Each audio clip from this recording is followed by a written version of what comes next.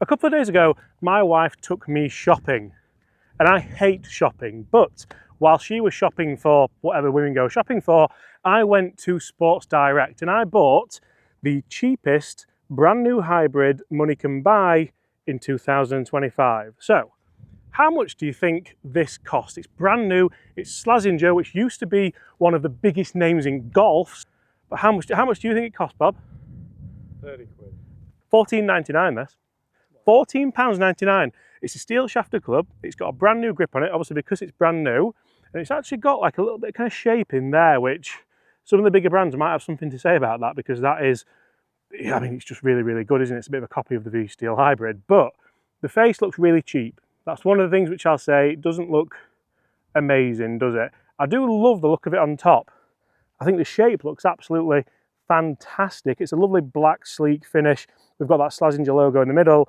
And I like reviewing things like this because even second hand, I don't think you're getting much for 15 quid. Like £14, you're not getting 2 pints for 15 quid some places. We were in London last week, weren't we? It's a Slazenger V300. What's it called? You even got Slazenger on the toe there. So your mates know that you're playing a Slazenger, which you probably don't want them to know. But yeah, we're going to talk numbers today. And in a separate video, I'm going to compare this to a £200 hybrid, exactly the same loft and exactly the same length. Is there going to be a big difference? But first of all, I want to see if it's any good out here on the course. It shocked me inside, and you'll get to see that.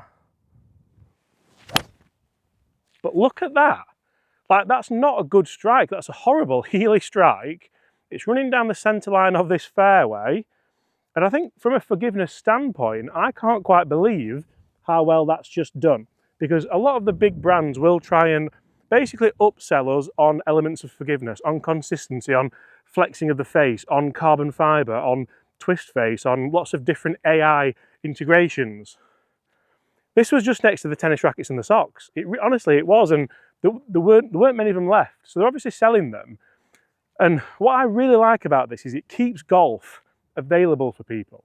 People who don't necessarily want to go and buy Titleist, Callaway, TaylorMade, Mizuno. You can still go and buy clubs. You can still go and play your golf.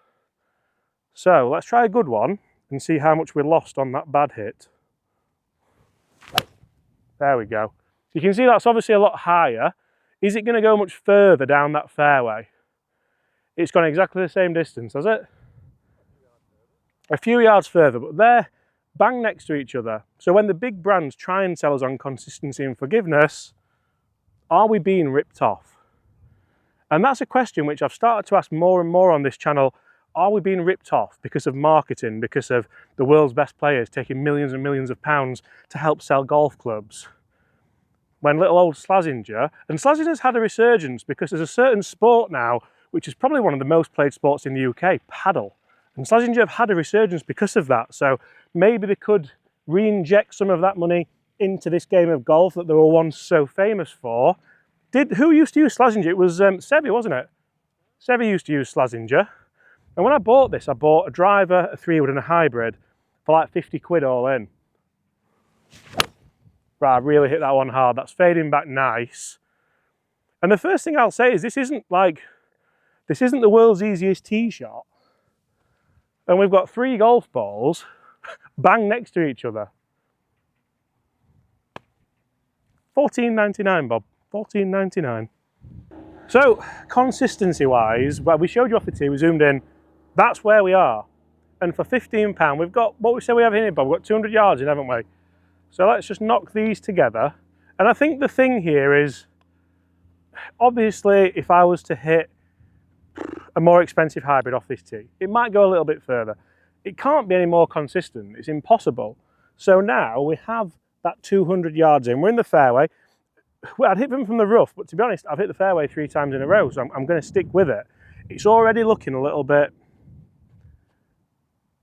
That looks like more than 3 shots old, doesn't it? But for 15 quid, I'm not really complaining too much. Flag's over on the left, so I'm not sure if we've got enough club. We'll try. You see, that's that same strike I had on the first one. And I tell you what, it's just peeling off, but I think it's over the bunker, so it's on the green. to be honest, I can put that down to my golf swing because that wasn't a very good strike. So consistency-wise, it's actually done okay.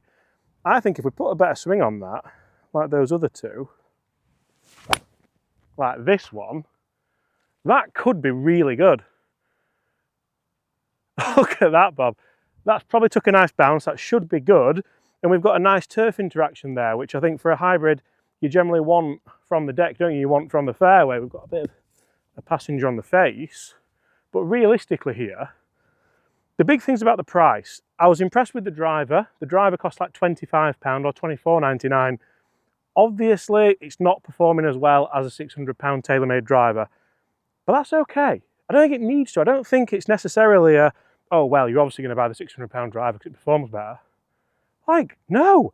If you don't, I'm not even going to say if you can't afford it, because that's a total wrong term to use. If you don't want to spend that amount of money, but you want something brand new and you don't necessarily want to go in the second-hand market, of which, again, what are you getting for 30 quid? Like, realistically, if they put a graphite shaft in this, it probably would get more club head speed and more ball speed. But there's a market out there for people who just want a nice steel shaft, a bit of a head that's not really much to do, and hit shots like we've just hit there. Because this almost 400-yard par 4 is now turning into a par 4, which, to be honest, we're attacking quite nicely. And that could be really close, couldn't it? Guys, let's jump inside. Let's see how this hybrid really does perform for the money. Is it exceptional value or is it cheap shit? Let's find out. Let's see, so this should have been $29.99 brand new. It's obviously, I don't think that's ever, I don't think anyone's ever paid $29.99 for that, do you? Not really. But the head shape's quite nice. And I'll tell you what, 4,001 spin, is that going to carry over 200 yards? Yes, it is. 217 total, and we're on the fairway with the first shot with the Slazenger. Can you see that, Bob? You see that over there? Do you know what that is? It's a cat amongst the pigeons. Unbelievable stuff. Unbelievable stuff. Potentially. I don't mind that ball flight. That's that one where I kind of catch it high out the face, but we did that a couple of times with the Wilson, didn't we? It's still marching up there to 190 yards. This feels incredibly heavy, which it's always going to do, obviously. It's a steel shaft, but I actually feel like I can load it quite nicely. It's not the fact it's steel that's the problem, it's probably just a kind of cheaper material steel. Certainly, I'd say we're struggling to maintain that dynamic loft on this one as opposed to the Wilson. I think the Wilson, I can flight it out there a little bit better than I would want to. But I think the swing's looking good, the spin rate's good, all the speeds are good. Let's go a couple of normal ones and then try and maybe flight them down. Head shape wise, oh, there we go. That was really nice. Head shape wise, I like it. I think it looks really, really nice and modern, I suppose you could say, in a sense. And they actually look quite similar on the bottom, don't they, a little bit? They're both trying to get that little bit of kind of, I always call it V steel. I can't really say that because they're not TaylorMade clubs, but they're trying, aren't they? Obviously, there's no Power 360 face in this. There's no adjustability in either of them, actually, so there's not, can't really moan about that. The one thing I'll say is they are kind of kicking up, aren't they? Like, I do feel like the numbers are okay. I think, to be honest, for the price, I mean, you think you could buy 14 of these? I think. Not that you'd want them, but you could buy a full set of these for just that one Wilson. Can we flight it down? That's me trying to flight it down. The spin's dropped nicely. It's a lower spin, actually, than we had with the Wilson. Just going a little bit left. Again, it's over 200. There probably is a kind of 10 to 20 yard difference on those shots if we had a look, isn't there? Because the Wilson really was kind of getting out there a little bit hotter. But again, for the price and for maybe slower swing speeds, are you really going to see a big difference? Because I've hit that really well, and that's going to pitch about 205.